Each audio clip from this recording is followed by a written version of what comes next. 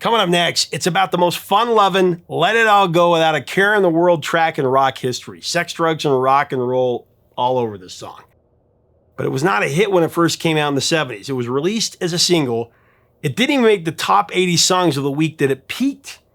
But you know what? Decades later, it's bigger than any hit that came out that year. It has almost 4 billion streams. It actually makes it one of the biggest hits of the entire decade. And yet, beneath the happy-go-lucky exterior is a very dark and sinister underbelly. Even key members of this band were uncomfortable singing it, performing it. And in hindsight, peeling back the layers on this one, you get some foreboding insight into the tragic death of one of rock's greatest frontmen. So brace yourself, because today we're on a collision course between rock and roll fantasy and a cold dose of reality.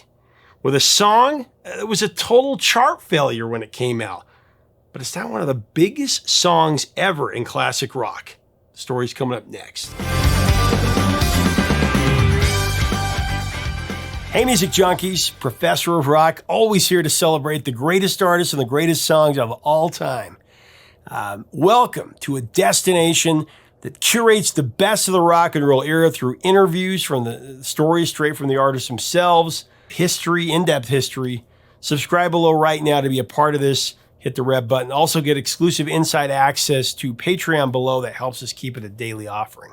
According to the singer himself, Freddie Mercury was a man of extremes. This rock icon once said that he had a soft side and a hard side and not much in between. Mercury could be vulnerable, like a child for the right person. And other times he could be so strong that no one could get to him. Bulletproof even. But the extremes in Freddie Mercury were more than just emotional. It is well documented that Freddie had quite the wild side. By the late 70s, Queen's accelerating fame and fortune was like pouring gasoline on the fire that was burning inside of him. Back in October 1978, Queen was touring the U.S. To promote their upcoming album, Jazz. It would arrive on November 10th. To bring the record's release in, I guess Freddie and his bandmates threw a lavish launch party that was about as down and dirty as you can imagine. A 400-strong guest list featured rock stars, movie stars, friends of the band, and press representatives from the Americas, Britain, and Japan. So the decadence kicked into action on Halloween night in New Orleans after a sold-out performance at Louisiana's Municipal Auditorium. Located at the elegant Fairmont Hotel, guests began arriving at the stroke of midnight. And inside, they encountered an expansive ballroom decorated with trees scattered about like fairy tale witches' forest. Tables were decked with food and alcohol, including ice buckets of champagne and heaping pyramids of oysters, lobsters, stuffed crab, and caviar. According to some accounts, cocaine circulated around the room on trays as well. Of course it did. It was the late 70s. As music blared through the speakers, a provocative cast of characters served as entertainment for the partygoers. In preparation, Queen had instructed their publicist to round up every freak and eccentric in New Orleans. Prowling through this Halloween forest was a long list of, to put it mildly, unusual exhibitionists, snake charmers, fire eaters, jugglers, contortionists, voodoo dancers, face-painted clowns, dwarves, and drag queens all entertained the guests, and so did exotic dancers, prostitutes, female mud wrestlers, and strippers dressed as nuns. Freddie was intent on putting on quite a show here. Queen's rock publicist Tony Brainsby said, "I'd seen parties in my time. Never like that. Some of the journalists' eyes were hanging out by the time it came to leave. Freddie was signing his name on strippers' buttocks, and that was the very mildest thing that I witnessed. Took me the best part of a month to get over it."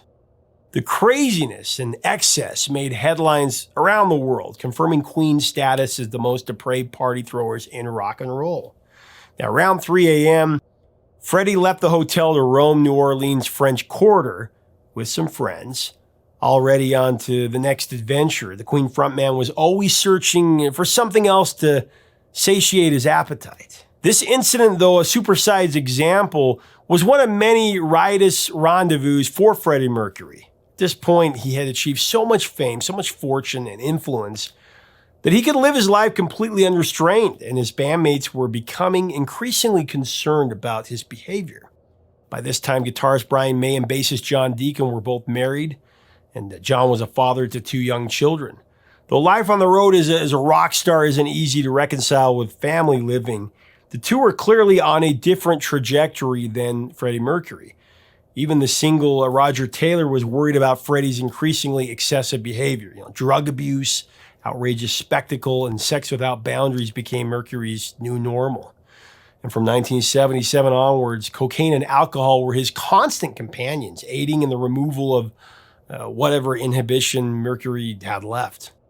At this point, Freddie Mercury had now split with his wife, Mary Austin, and as a result, he threw himself into the arms of partner after partner, in and out of relationships, one-night and half-night stands.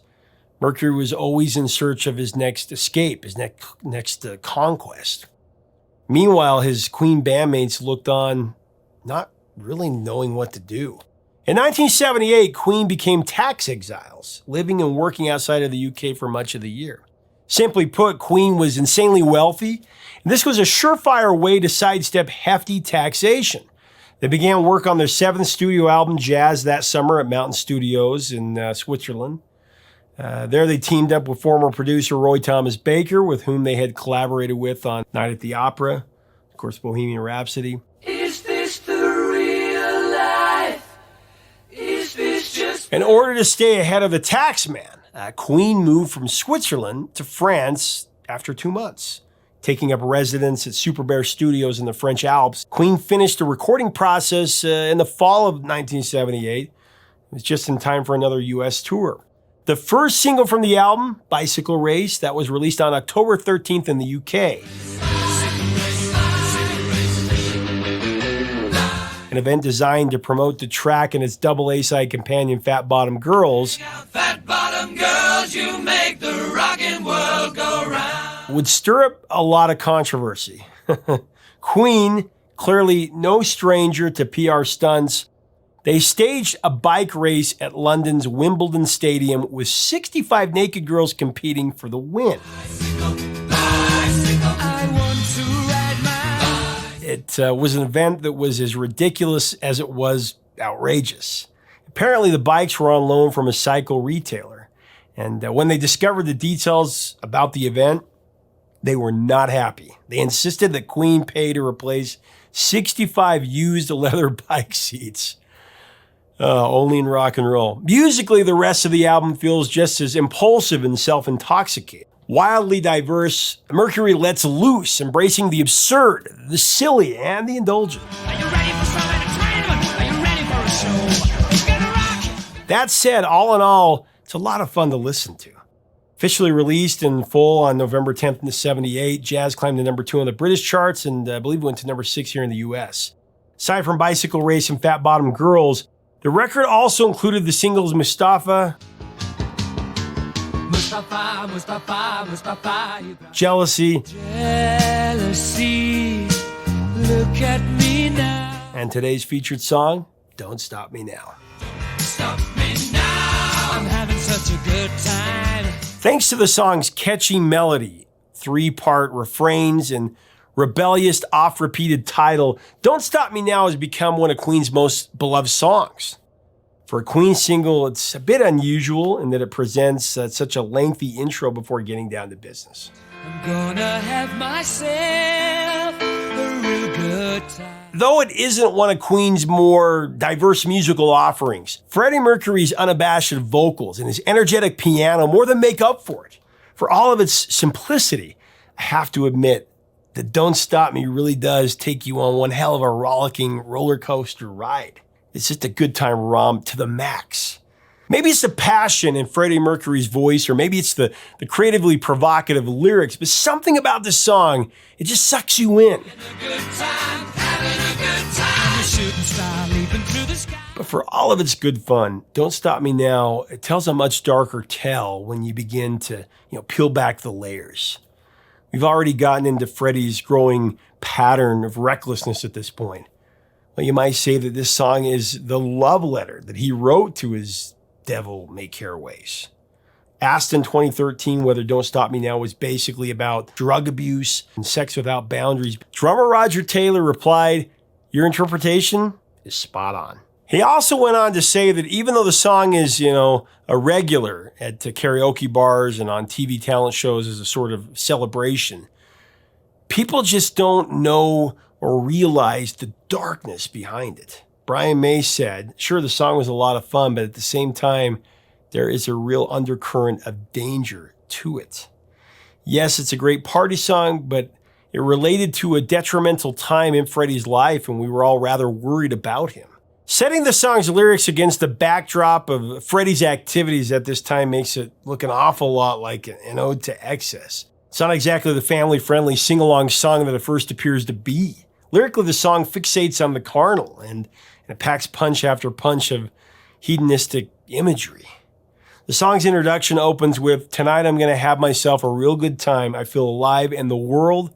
I'll turn it inside out. Yeah, I'm floating around in ecstasy, so don't stop me now." Ecstasy, so don't stop me now. Here it is clear that Mercury is chasing that never-ending good time, and he will drive that point home again and again throughout the rest of the song, using creative and at times hilarious imagery.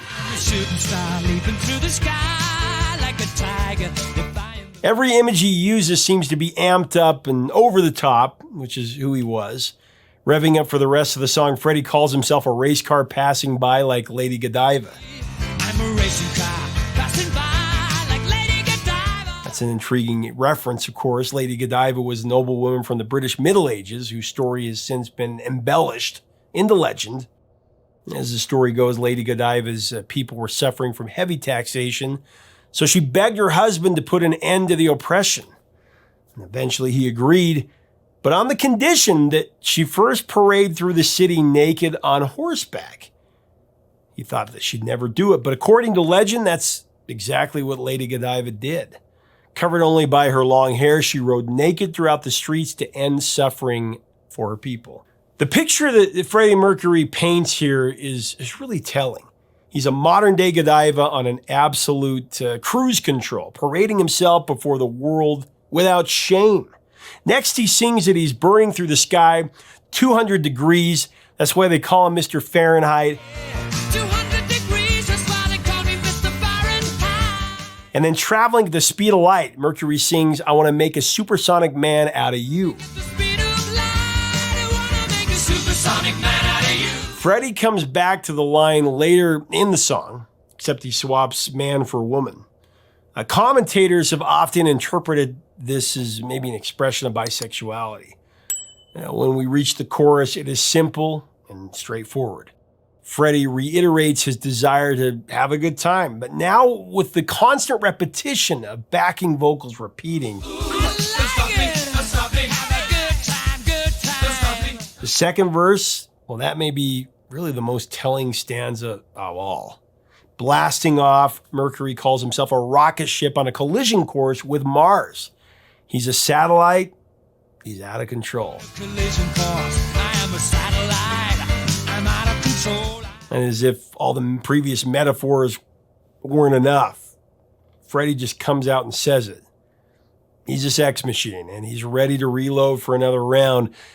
Comparing himself to an atom bomb, he's about to explode. The reference, of course, the double entendre.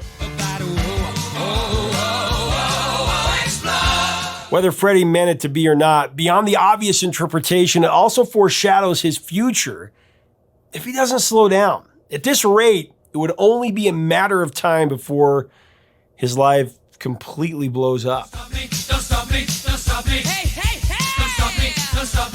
The absence of any jeopardy or conflict in the lyrics not only makes this song a unique entry in the Queen catalog, but also makes it even more concerning.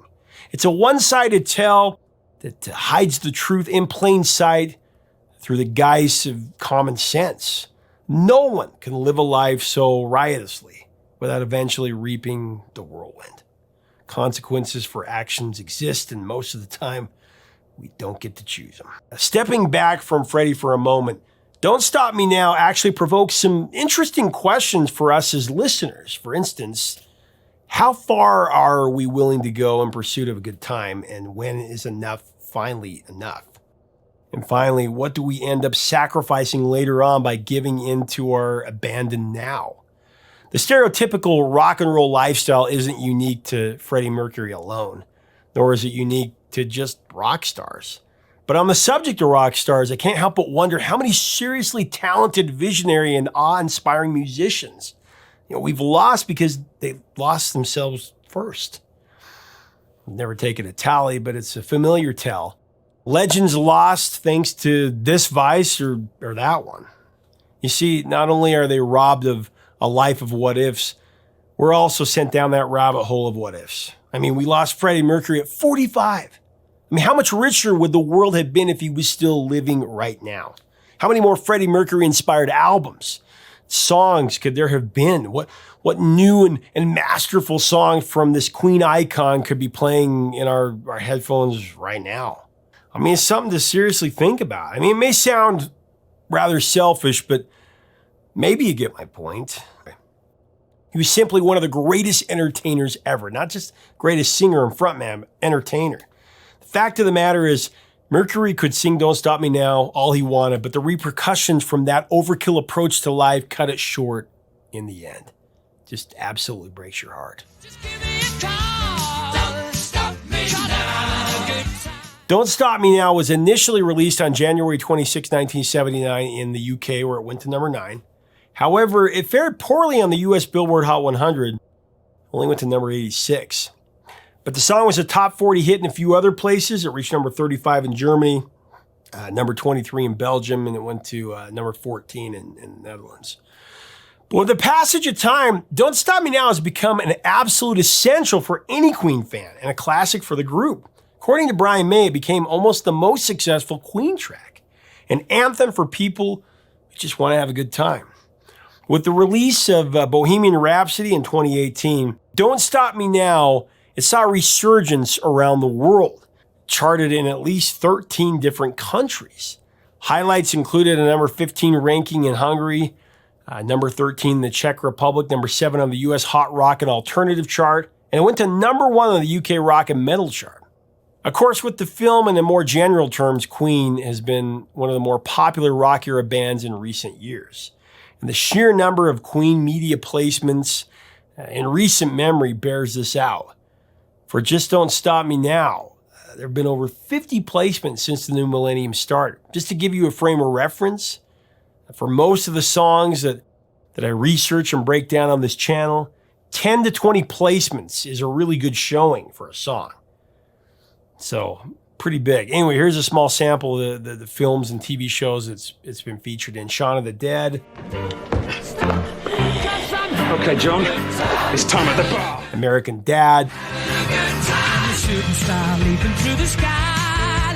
Top Gear. Present you with this greatest driving song in the world ever award. Glee. Doctor Who. Stop me now, I'm having such a good time. Twice. Game Night.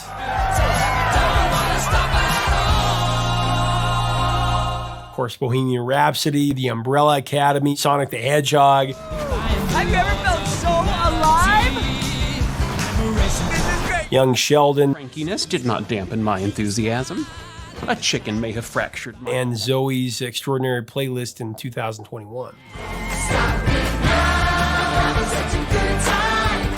Don't Stop Me Now has also been covered by the Royal Philharmonic Orchestra. That was in 82. The Vandals in 2004. Don't stop me now, having such a good time. McFly in 2006. Ship on my way to Mars on a collision course. Katy Perry did in 2009. 200 degrees is what they call me, Mr. Fahrenheit. Adam Lambert with Queen, of course. 200 degrees, that's why they call me Mr. Fahrenheit. Mark Martel. Miley Cyrus recently did it. Stop me now. There's also an entertaining lip sync performance by Paul Rudd on The Tonight Show. Stop me Now, Freddie Mercury sings this song with so much panache. His vocal is so versatile. He sings so effortlessly, so joyously. now. Leave us a comment about Queen and Don't Stop Me Now. What are your memories of this classic song? Let's get a discussion going. What do you think about the excess and what the song means? If you want to see some of our other shows on Queen, we've got another one, Bites the Dust, and the David Bowie collaboration, Under Pressure. If you dig our content, go ahead and subscribe below right now. We've got more videos coming every single day. Don't miss them. Till next time, 3 chords and the truth, my friends.